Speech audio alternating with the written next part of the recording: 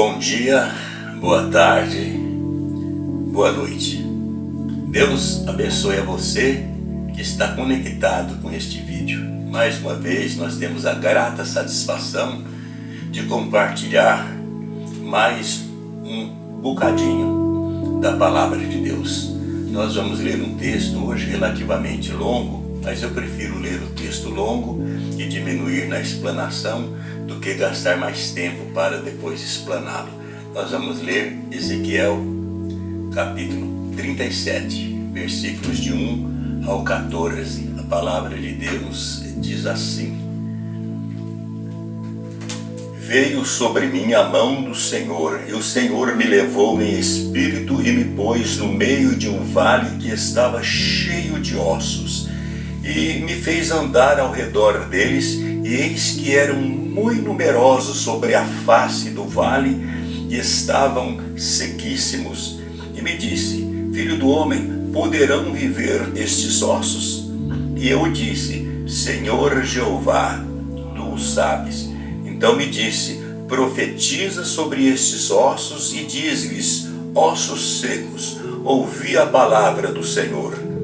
Assim diz o Senhor Jeová a estes ossos: eis que farei entrar em vós o Espírito e vivereis, e porei nervos sobre vós, e farei crescer carne sobre vós, e sobre vós estenderei pele, e porei em vós o Espírito e vivereis, e sabereis que eu sou o Senhor. Então profetizei como se me deu ordem, e houve um ruído enquanto eu profetizava. Eis que se fez um reboliço, e os ossos se juntaram, cada osso ao seu osso. E olhei, e eis que vieram nervos sobre eles, e cresceu a carne, e estendeu-se a pele sobre eles por cima, mas não havia neles espírito.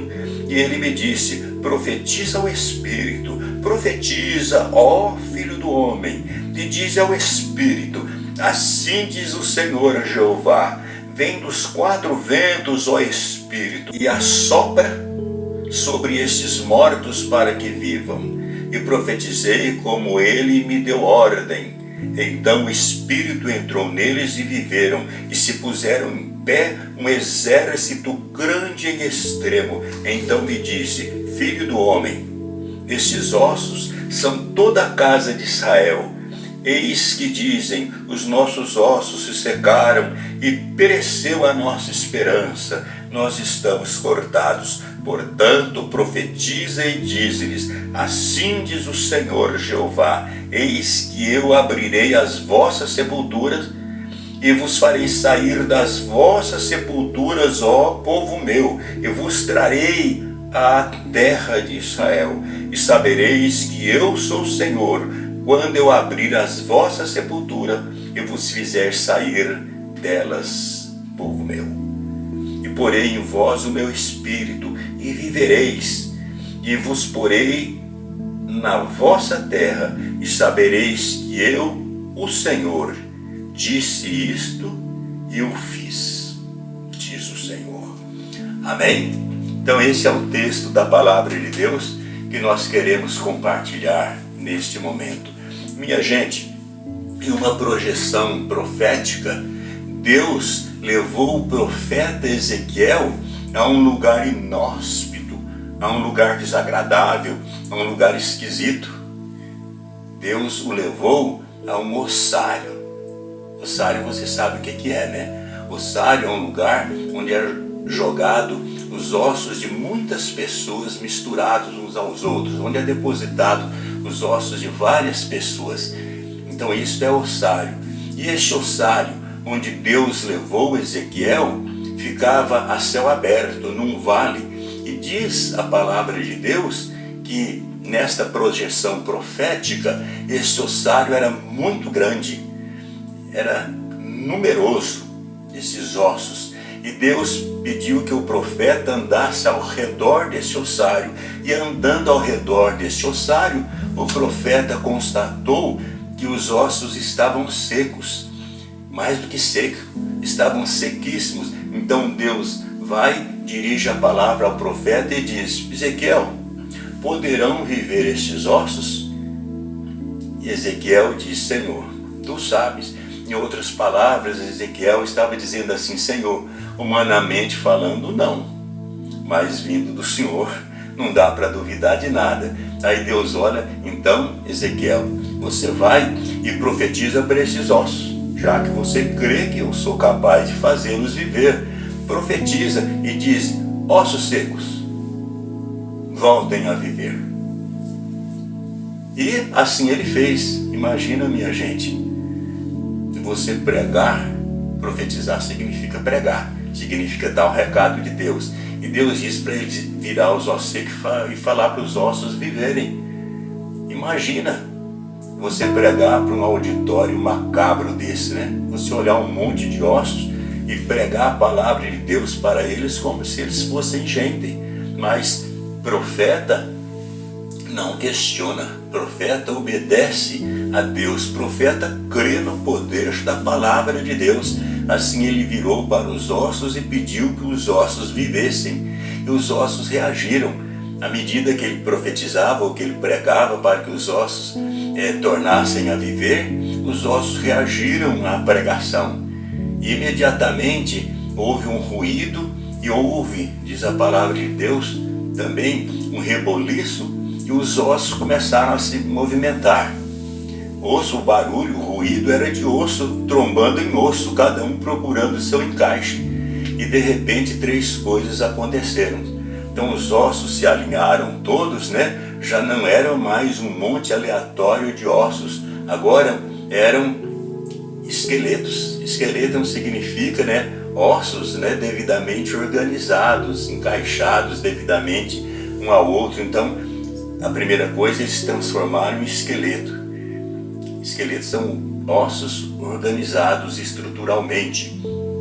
De repente, começa em cima desses esqueletos, não mais ossos espalhados, começam a vir nervo, começam a vir músculos, e de repente é espalhado uma malha de artérias, veias, vasos capilares, enfim, os ossos são cobertos de carne. De repente vem a pele também, já não mais são esqueletos, agora são corpos devidamente construídos, agora são defuntos, vários deles espalhados por aquele imenso vale. E não são gente ainda, mas já são corpos, não são mais um monte de osso. Aí Deus vai e diz ao profeta: agora pede para que o Espírito venha, sopra e entre sobre cada um deles. Em cima da ordem da palavra do Senhor, ele profetizou e veio o Espírito dos 4 ventos da terra, entrou em cada um daqueles corpos e de repente se tornou um exército grande ao extremo. Então Deus vai e explica para Ezequiel o propósito desta visão. Vai e diz: a casa de Israel, que está cortada, eles mesmos já se declaram sem esperança. Diz para ele que da mesma forma que eu fiz com esse vale de ossos secos, transformando num exército poderoso, numeroso ao extremo, assim eu farei com a casa de Israel, trarei de volta e assentarei novamente a sua terra. Por que ele estava dizendo isso? Porque nesta ocasião Israel já nem existia mais. Há mais ou menos uns 200 anos atrás, o reino de Israel havia sido atropelado pelo Império Assírio e o povo de Israel deixou de existir, misturado entre as nações, perdeu a sua identidade nacional, mas ainda restava o povo de Judá. E agora o povo de Judá, quase 200 anos depois de ser disseminado a nação de Israel, agora o reino de Judá, que restava de todo aquele povo numeroso outrora, então também é engolido pelo Império Babilônico. Então eles estavam desanimados, tristes, desesperados e achando que para eles não havia mais esperança. Então vai e diz a este povo que da mesma forma que eu fiz com esses ossos secos e sequíssimos, assim eu farei a nação ser restaurada, farei reviver esta nação e assentarei novamente em sua terra. Então este foi o propósito desta visão de Ezequiel. Amém, minha gente? E o que nós temos que aprender com isso? Nós aprendemos muitas coisas. Que a primeira coisa é que Deus falou, está falado. Deus falou, foi dito e feito. Israel existe, Israel está lá, bela, formosa e galeante em sua terra. E o império assírio, que havia atropelado a nação de Israel, hoje nós só conhecemos através da história. Não existe mais o império assírio. E o império babilônico, que engoliu Israel, também nós só conhecemos através da história. Mas a nação de Israel está assentada novamente em sua terra bela, formosa, poderosa, linda, bonita, firme, e é importante e respeitada no cenário mundial. Amém, minha gente? Outra coisa que nós aprendemos aqui como lição prática é que quando tudo está perdido, em Deus ainda há esperança. Na visão do profeta, os ossos estavam espalhados, estavam secos e sequíssimos. Isso significa que naqueles ossos não havia sequer uma célula viva. Os ossos estavam ressecados. Não havia a menor possibilidade, humanamente falando, de esses ossos tornarem a viver. Mas em cima da palavra do Senhor, os ossos se organizaram, se tornaram esqueletos e de repente vieram os nervos, etc. e tal, transformaram-os em corpos prontinhos e de repente veio o Espírito sobre cada um deles. E quando pensa que não, o que era um monte de ossos secos, agora está perfilado um exército em extremo numeroso, um exército poderoso. Amém, minha gente? Então, para Deus, nem tudo está perdido. Muito pelo contrário, quando tudo estiver perdido, ainda há esperança em Deus. Então esta é uma lição que eu quero deixar para o seu coração. Amém? Uma outra lição que nós aprendemos aqui é que é preciso crer no poder da palavra de Deus. Duvide de tudo, mas jamais duvide do poder da palavra de Deus. A palavra de Deus transforma, a palavra de Deus é vida.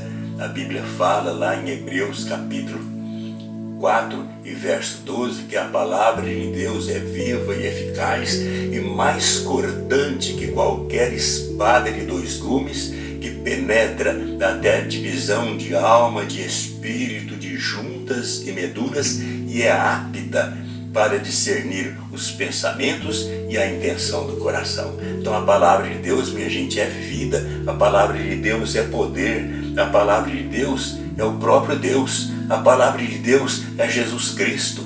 O apóstolo João, escrevendo a respeito de Jesus, ele diz: no princípio era o verbo é palavra, em grego aparece lá no texto que foi escrito logos eterno. Então no princípio era o verbo, e o verbo estava com Deus, e o verbo era Deus.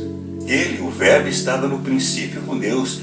Todas as coisas foram feitas por ele, e sem ele, sem o verbo, sem Jesus, sem a palavra, nada do que foi feito se fez. Então, minha gente, duvide de tudo, mas jamais duvide do poder da palavra de Deus. A palavra de Deus é criadora, a palavra de Deus é vida em si própria. A palavra de Deus traz as coisas que não existem à existência. Então todas as coisas foram feitas pelo poder da palavra de Deus. Lá no princípio a gente vê o poder da palavra de Deus. Haja luz, houve luz.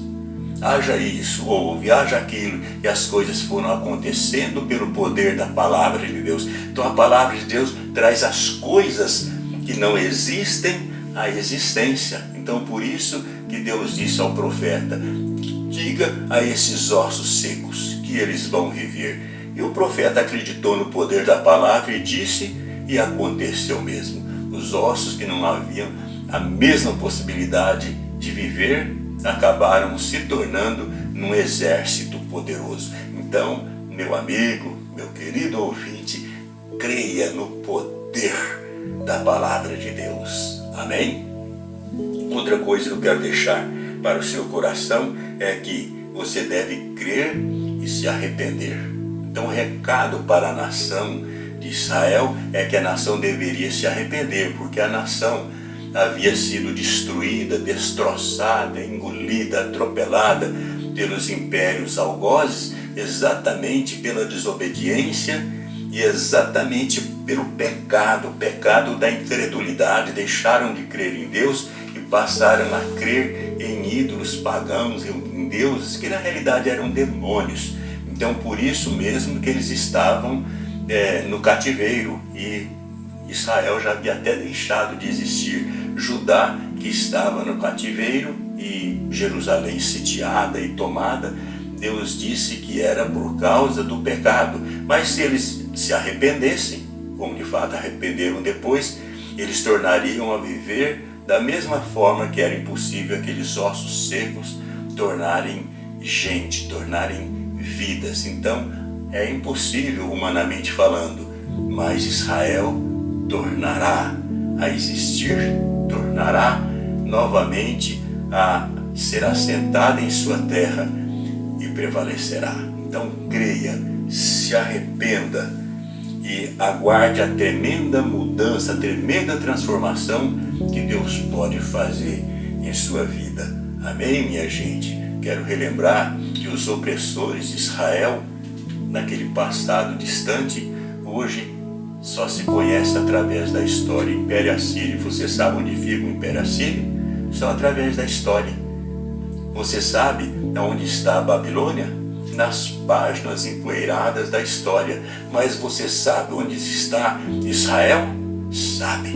Israel está instalada no mesmo lugar em que Deus assentara naquele passado distante. Está lá a nossa Israel, nação bela, formosa, caminhante, poderosa, importante e respeitada no cenário mundial. Amém? Porque Deus tem uma promessa a este povo, e através do povo de Israel, Deus mandou seu Filho Jesus Cristo, que reina soberano entre as nações, reina em nossos corações. Jesus Cristo, nascido de Israel, é o Filho de Deus, que reina no coração da humanidade, nos mais variados lugares deste planeta.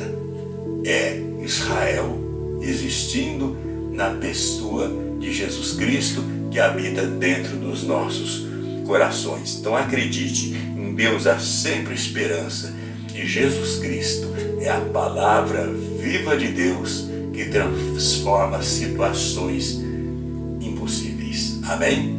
Eu quero deixar isso em teu coração. Que Deus nos abençoe. Vamos orar? Querido Deus, obrigado pela bênção da tua palavra que transforma. Acabamos de ouvir, meu Pai, a explanação dela através da inspiração do teu Espírito Santo.